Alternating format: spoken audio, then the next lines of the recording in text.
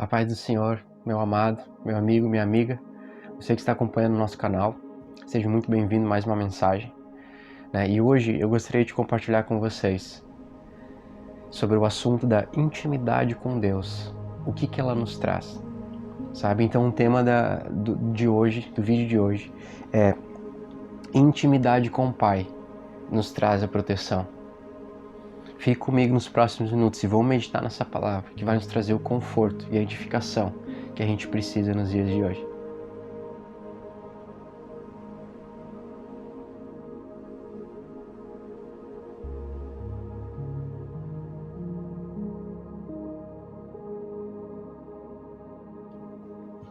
Então vamos lá, vamos à palavra. Eu gostaria de começar a falar para vocês sobre o que a Bíblia diz no Salmo 91. Aí a gente já viu isso no vídeo anterior, mas eu quero agora especificamente tratar de como é que a intimidade com Deus, a nossa aproximação dele, nos traz a devida proteção. Amém? O que diz a palavra sobre isso? Lá em Salmos 91 diz assim: aquele que habita no esconderijo do Altíssimo, à sombra do Onipotente descansará. No versículo 2 diz: direi do Senhor, Ele é o meu Deus, o meu refúgio, a minha fortaleza, e nele confiarei. Olha o que a palavra está nos dizendo aqui: que aquele que habita no esconderijo do Altíssimo, à sombra do Onipotente descansará. Para te ficar à sombra de algo, tu tem que estar próximo. Amém? E aqui o salmista ele traz a ligação dele com Deus de uma forma muito íntima. O que ele diz? Ele é o meu Deus, o meu refúgio, a minha fortaleza, e nele eu confiarei. A Bíblia aqui está nos ensinando que à medida que tu entra num relacionamento pessoal com Deus, tu começa a usufruir de refúgio, de segurança, sabe? De uma vida sem medo, né? Por quê? Porque quando tu te aproxima dele, tu está escondido à sombra de Deus, sabe? Onde mal nenhum pode te tocar. Mas vamos trazer isso mais para o lado prático, né? É interessante, se a gente for analisar a palavra, o que a Bíblia diz no Novo Testamento em relação a isso. O que Jesus diz sobre isso? A primeira coisa que a gente tem que entender é que para te descansar em Deus, tu tem que entender que Ele quer te guardar. Ele quer te proteger. Ele quer dar a proteção, o refúgio que tu precisa, em qualquer situação. É da vontade de Deus que tu viva uma vida sem medo. Tu viva uma vida em amor, em alegria, em paz, sabe? A paz que excede todo entendimento vem de Deus. O mundo não pode nos dar, mas eu vos dou, Jesus Cristo disse, sabe? Irmãos, nós temos que meditar nessa palavra todos os dias, porque a própria Bíblia diz que aquele que medita na palavra dia e noite, sabe? Porque a palavra é que é o nosso alimento. Eu sou o pão que desceu dos céus, disse Jesus. Sabe o que é o pão? É o teu alimento diário. Quando o povo de Israel estava no deserto, logo depois que eles saíram da escravidão do Egito e passaram aqueles 40 anos no deserto, a Bíblia diz que o Senhor fazia chover dos céus o maná, o pão, todos os dias para eles, sabe? E depois Jesus Cristo, quando ele estava ensinando nas sinagogas, ele disse: os vossos pais comeram do maná dos céus e morreram, mas aquele que comer desse pão não morrerá. Aquele que comer da minha carne não morrerá. O que Jesus estava nos ensinando ali? Ele é o caminho, a vida e a verdade. Se tu te alimenta dele, ou seja, da palavra de Deus diariamente, tu vai encontrar descanso para tua alma, refrigério, tu vai encontrar paz, tu vai ter uma vida abundante, tanto tempo, período que a gente está aqui na Terra, como depois, viver uma eternidade com ele. Amém? E é interessante, se tu parar para pensar na questão de tu entender que Deus é o teu protetor, sabe? Para te entender a segurança que isso nos traz, tu tem que entender primeiramente, acima de tudo, que Deus é Pai, sabe? Jesus, ele veio para revelar, porque assim, a Bíblia ela nos apresenta Deus com vários nomes, Então ele nos apresenta ao longo de toda a Bíblia, nos mostra várias faces de Deus, sabe? No entanto, Jesus, Ele veio para nos revelar a face que a humanidade não conhecia de Deus, o lado que as pessoas não conheciam de Deus, não tinham como conhecer, sabe? Jesus Cristo veio revelar Deus como Pai, sabe? E é interessante quando tu pensa nisso, por exemplo, quando a gente era pequeno, sabe? Se tu parar pra pensar, tu tava lá no teu quarto, tu criança, os teus pais dormindo no quarto deles, tu no teu quarto, e daí dava uma tempestade ou dava uma trovoada, qualquer coisa que tu tivesse medo, o que tu fazia? Né? Tu corria, saía do teu quarto, corria, entrava no quarto dos teus pais e entrava embaixo das cobertas com eles para se esconder embaixo dos braços, né? Aos braços do papai e da mamãe, né? E certo que dali um tempo, o que acontecia? Pegava no sono, dormia, né? O que te fazia correr pros teus pais quando tu era criança? Sabe, primeiramente tu conhecia, tu sabia que eles te amavam. Tu via eles como a tua rede de segurança, sabe? Como aqueles que te nutriam, que te sustentavam, que cuidavam de ti, te davam o amor e o carinho que precisava. Então tu sabia que ao correr para eles tu ia ter descanso, né? Então o que isso nos diz? Se nós, na nossa capacidade humana, podemos enxergar os nossos pais terrenos dessa forma, tu imagina o que a gente vai ter no momento que a gente começar a enxergar Deus como nosso Pai. E foi isso que Jesus veio nos apresentar quando Ele caminhou aqui na Terra. Olha só, a gente precisa conhecer o nosso Pai Celestial para que então a gente possa correr em segurança para Ele. Sabe, o que o Salmo 91 estava dizendo é que no momento que tu te aproxima de Deus, tu se esconde nos braços do papai e nenhum mal pode te tocar. Amém? Sim, e a Bíblia nos prova que o Senhor está nos chamando para perto dele. Não é um Deus distante, sabe, que tu tem que suar, sabe, que tu tem que fazer muitas boas obras, tem que fazer isso, aquilo para conseguir conquistar o amor e o carinho dele. Não, muito pelo contrário. Nós por nós mesmos jamais poderíamos ser justificados. A gente não tem obra boa que a gente faça na terra, a Bíblia diz, que poderia nos justificar, nos tornar alguém justo aos olhos de Deus. Apenas o sacrifício de Jesus, o sacrifício perfeito, poderia, pela lei da graça, pelo sangue que Jesus derramou, nos tornar justos aos olhos de Deus. Quem que é justo do Senhor? Todo aquele que crê em Jesus Cristo, que Jesus Cristo fez por nós. Então, aos olhos de Deus, se passa a ser justo dele. E não apenas isso, mas se torna filho dele. E esse é o ponto que Jesus vem nos ensinar. Sabe, que todo aquele que cresce nele passaria a ser filho de Deus. Porque a Bíblia diz que Jesus desceu à terra como primogênito, como unigênito de Deus. Ele desceu à terra como unigênito de Deus, ou seja, ele era o único filho de Deus. Mas quando ele ascendeu aos céus, depois de ter ressuscitado, a Bíblia diz que ele não ascendeu mais como unigênito, ele ascendeu como primogênito de muitos irmãos que viriam após ele. O que isso quer dizer? Quer dizer que depois que Jesus ascendeu aos céus, ele ascendeu aos céus ressurreto, com um corpo glorificado e se sentou à destra de Deus, como o primeiro a ser ressuscitado dos mortos. E por que a Bíblia diz o primeiro entre muitos irmãos que viriam? Porque a partir daquele momento, todo aquele que cresce nele, em Jesus, passaria a ter a mesma condição que ele, de filho de Deus, e herdaria de Deus o reino dos céus, como filhos, sabe? Ou seja, aqui que entra nesse pacote toda a proteção, saúde divina, cura, amém? Amor, alegria, paz, todos os frutos do Espírito, vida e abundância, tudo através de Jesus Cristo, né? Então, eu acho que a grande questão é: você quer? Você está disposto a se aproximar de Deus? Sabe? Porque no momento que tu entende que tu tem o sim dele, tu entende que tudo que ele precisa é o teu sim, sabe? Ou seja, tu entrar no descanso do Senhor. A Bíblia nos ensina isso, né? E é interessante porque Jesus nos ensina que Deus é Pai, né? Em João 17:11, quando ele faz aquela oração final, né? Jesus ora com seus discípulos. Eu vou ler aqui o versículo rapidamente. Jesus, quando ele faz a oração final com os seus discípulos, naquele momento, um pouco antes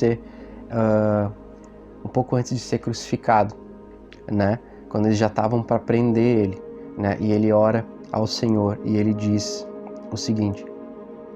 Ele diz assim no versículo 11 de João 17, ele diz: "E eu já não estou mais no mundo." Ele já estava para ser crucificado. mas eles estão no mundo. E eu vou para ti, Pai Santo. Guarda em teu nome aqueles que me deste, para que sejam um, assim como nós. Pai Santo, guarda em teu nome. O que ele estava nos ensinando ali? Que Deus é o nosso Pai.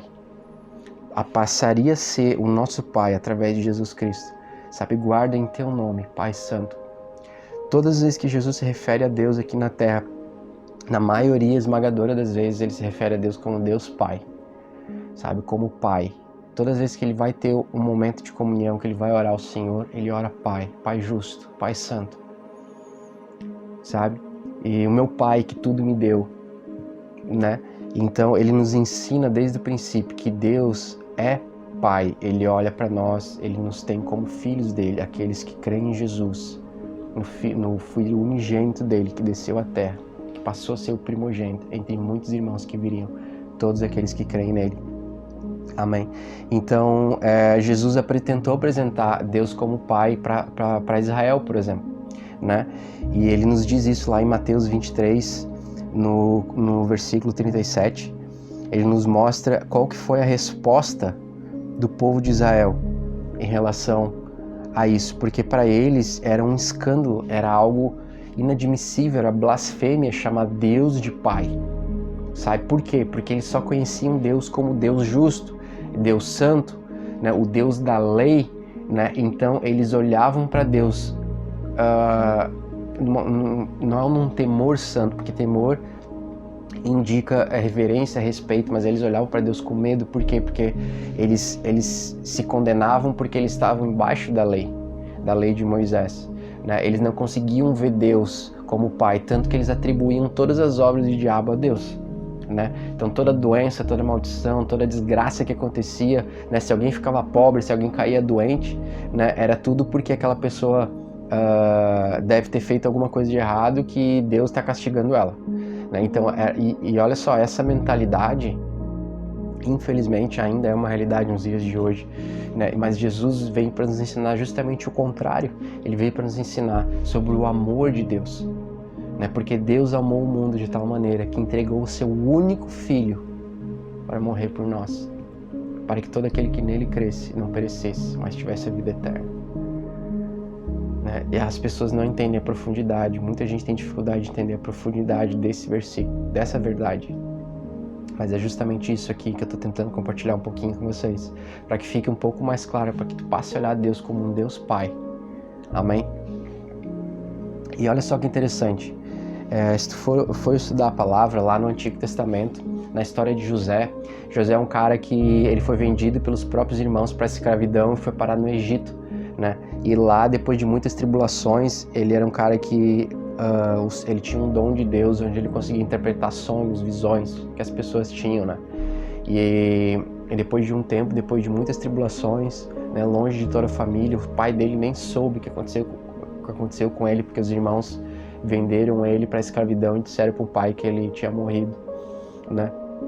E ele passou muitos anos lá no Egito, passou muito trabalho, e finalmente chegou aos ouvidos do faraó que tinha um cara que interpretava sonhos. Eu estou pulando a história aqui um pouco, resumindo, né? E quando ele interpretou o sonho do próprio faraó e aquilo passou a acontecer, o faraó viu que era verdade, né? Então, aí eventualmente deu a ele um cargo, né?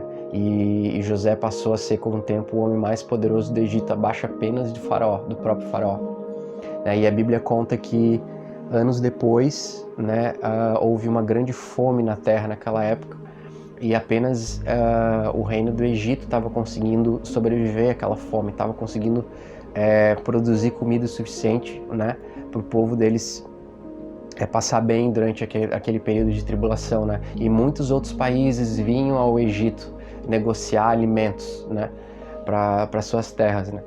E a Bíblia conta que José, que era esse cara que ele estava só abaixo do faraó, depois de tudo aquilo que ele passou, né? Ele disse que um dia, a Bíblia conta que um dia os irmãos deles chegaram lá para pedir alimento durante essa tribulação, sem saber que era ele que estava lá, que era o responsável por dar os alimentos para as pessoas, né? Ele que era o cara que gerenciava tudo isso. E a Bíblia conta, isso está lá em Gênesis 45, versículo 4.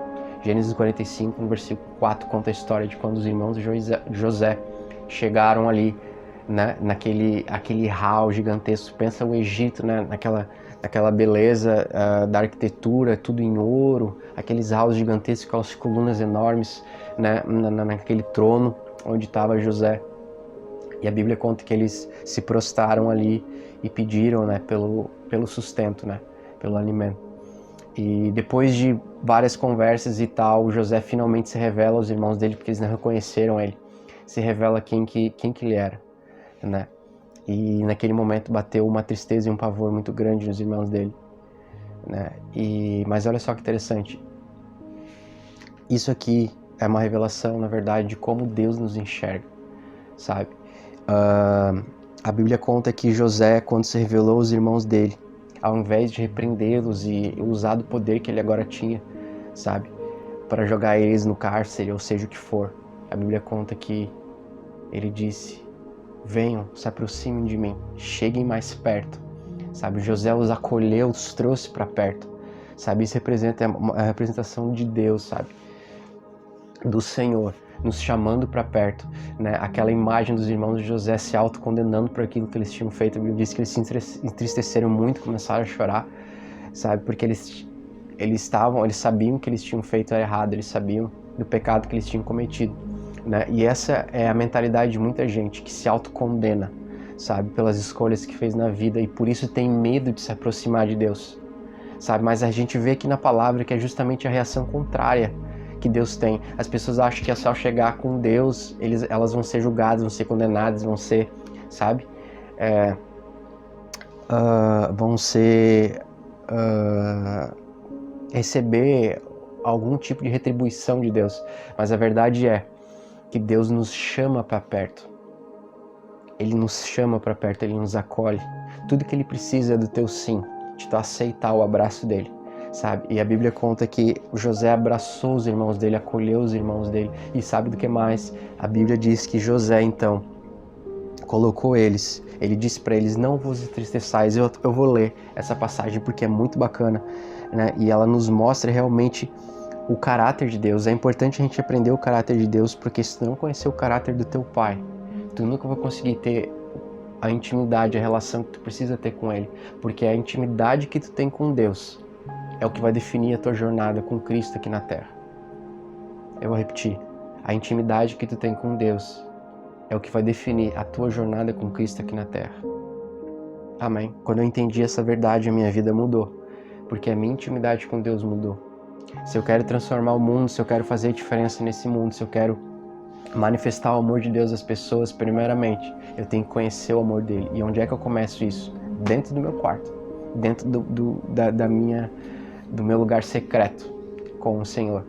Amém? Ali é onde tu vai ser ensinado, aonde tu vai ser moldado, aonde tu vai conhecer o amor de Deus, sabe? Ao tu estudar a palavra, ao tu buscar uma intimidade, ao tu se aproximar de Deus. E aí, a sombra do Onipotente, tu vai conhecer o amor dele, o caráter dele. E é isso aí que vai transformar a nossa vida. No momento que tu olha pro espelho e tu vê a tua imagem, tu não tá enxergando a Jesus Cristo. A Bíblia diz que a gente tem que olhar para Jesus, para que a gente seja moldado à imagem e semelhança dele. Amém? Quando a gente é moldado à imagem e semelhança do Senhor, então, meu amigo, que vida extraordinária que a gente leva. Amém? E isso só vai acontecer no momento que tu parar de olhar para ti mesmo, para os teus erros, para as tuas falhas e não te condenar mais. Jesus, ele, naquela história onde os fariseus levam a mulher adúltera, que eles pegaram uma mulher adulterando, sabe, no flagra ali, pegaram ela adulterando, no ato. E a Bíblia conta que os fariseus, os homens da lei daquela época, levaram essa mulher até onde Jesus estava, né? E jogaram aos pés dele e falaram: Senhor, e agora o que tu diz, mestre? Né? Essa mulher foi pega adulterando, né? O que tu diz sobre isso? Sabe, devemos apedrejá-la, porque a lei de Moisés diz que nós devemos apedrejar aquela mulher, porque ela tinha sido adúltera, né? E o que Jesus responde ali? Primeiramente, ele responde a pergunta dos fariseus, ele responde à altura da lei de Moisés, que ele diz? Aquele que não tem pecado algum, que atire a primeira pedra. Todos eles estavam embaixo da lei de Moisés, amém? Então todos eles eram pecadores aos olhos de Deus, porque nenhum homem por si mesmo consegue cumprir a lei. Apenas pela graça, através de Jesus Cristo, amém? Que a gente consegue ser justo aos olhos do Senhor, não pelas obras, não pelas nossas forças. Então todos eles eram pecadores. Então Jesus responde de acordo com a lei. Aquele que não tem pecado algum, que atire a primeira pedra. E é interessante que a Bíblia conta que do mais velho ao mais novo, todos foram largando as pedras no chão e foram se retirando dali, sem ter resposta alguma, porque todos sabiam, sabe, quem eles eram, né? Porque eles eram pecadores, eles não eram cumpridores da lei, eles não tinham direito nenhum de apedrejar aquela mulher, não tinham direito de condená-la. O único que tinha direito de condenar aquela mulher ali, que não tinha pecado algum, era Jesus. Ele era o único que poderia ter atirado aquela pedra. Mas o que Jesus disse? Quando as pessoas saíram, então Jesus se chega àquela mulher que está no chão chorando, de cabeça baixa. Ele diz: mulher, onde estão aqueles que te acusam?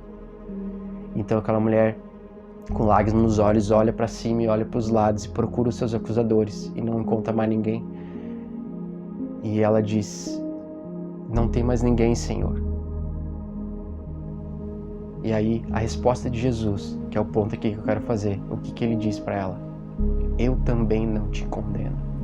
O único que poderia condenar ela, que poderia ter tirado aquela pedra, porque ele não tinha pecado nenhum, ele era cumpridor completo da lei, amém? Ele diz para ela: eu também não te condeno, vá e não peques mais. As pessoas interpretam isso de forma errada, sabe? Elas interpretam que primeiro tu não pode pecar, para daí não receber a condenação. Não foi isso que Jesus disse. Ele primeiro disse: eu também não te condeno. Depois ele disse para ela ir e não pecar mais, ou seja, pela graça ele não nos condena, pelo amor dele, ele não nos condena. Por quê? Porque ele pagou todos os nossos pecados naquela cruz. Sabe, naquele momento ali ele ainda não tinha sido crucificado, lógico, mas ele sabia o que ele ia passar, o preço que ele ia estar pagando. Ele iria pagar o preço do pecado daquela mulher, amém? E mesmo assim ele disse para ela: eu não te condeno. Então Deus não veio para nos condenar, Jesus não veio para nos condenar, mas ele veio para nos resgatar, através do quê? Do amor, amém? Então, é através da graça de Deus. Então nós não somos justificados pelas nossas obras, mas a gente é justificado pela graça que se manifestou em Jesus Cristo, na morte, em morte de cruz, e onde ao terceiro dia ele ressuscitou e se sentou à destra do Pai vitorioso.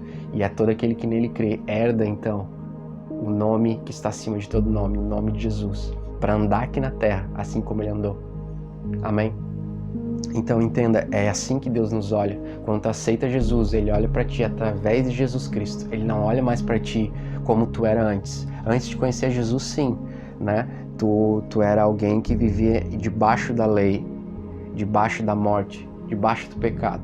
Mas no momento que tu conhece a Cristo, então a Bíblia diz que nós somos justificados de nossos pecados. E ele não olha mais para ti como o Senhor, ele olha para ti através de Jesus Cristo. Sabe, tu não tem mais mancha, tu não tem mais pecado, mas tu é justo aos olhos do Senhor, amém? E olha só, voltando para a história de José, quando os irmãos deles chegaram, eles justamente estavam com essa mentalidade, uma mentalidade de condenação por aquilo que eles tinham feito. Mas a reação de José foi justamente o contrário. Ele os abraçou, sabe? E ele disse para eles assim: não vos entristeçais. Olha só o que diz a palavra. Em Gênesis 45, no versículo 4.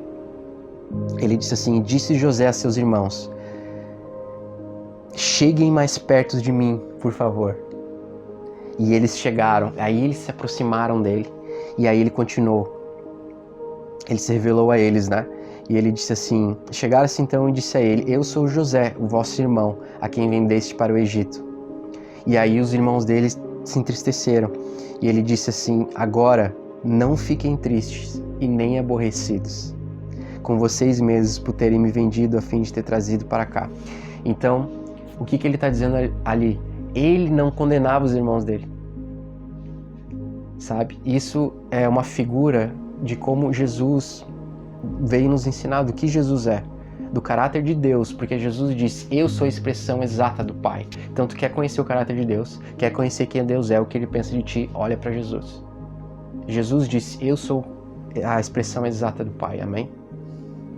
Então, José, na misericórdia dele, o que ele fez? Ele disse assim: achegue-se a mim, não vos entristeçais. Em outras palavras, eu não condeno vocês, amém?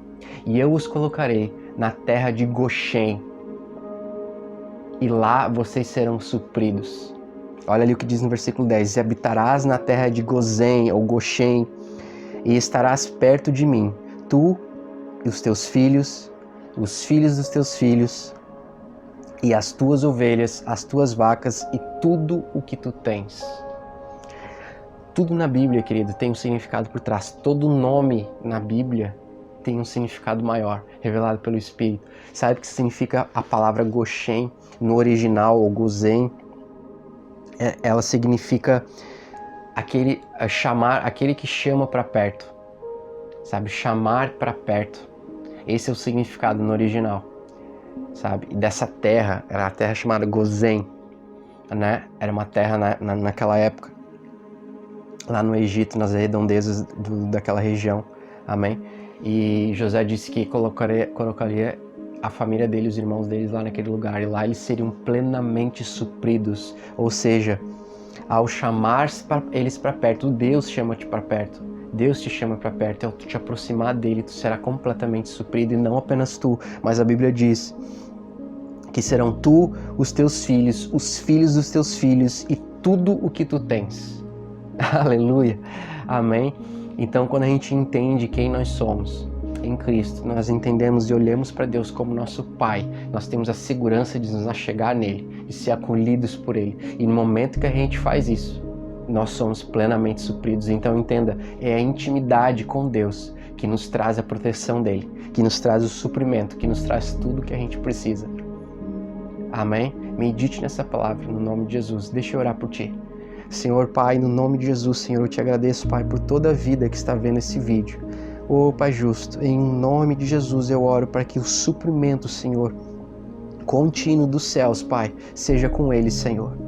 Pai justo, que eles, ao entrarem numa vida de intimidade contigo, Senhor, cada vez mais intensa, Pai, eles passam a experimentar, Senhor, a tua boa, perfeita e agradável vontade, Pai. Ô Senhor, em nome de Jesus, porque assim diz a tua palavra, que nós seremos supridos por ti em todas as coisas, Pai. Eu abençoo cada uma dessas pessoas olhando esses vídeos agora, Senhor, assistindo essas mensagens, Pai, para que elas sejam cheias do teu Espírito Santo e para que experimentem, Senhor, o melhor, Pai, para que experimentem, Senhor, a vida e a vida em abundância através de Jesus Cristo aqui na terra, para que eles não tenham uma vida medíocre, Senhor, mas uma vida extraordinária através de Jesus, porque é tudo por ti e para ti, Senhor. Em nome de Jesus, Pai, obrigado, Senhor, por quem nós somos em ti. Obrigado, Senhor, porque tu se revelaste a nós como nosso Pai. A ti toda a honra e toda a glória, em o nome de Jesus. Amém, amém, amém. Querido, se esse vídeo edificou a tua vida, compartilha ele também com alguém que tu sabe que precisa ouvir essa mensagem, amém? E fique na paz de Cristo. E até nosso próximo encontro, em nome de Jesus.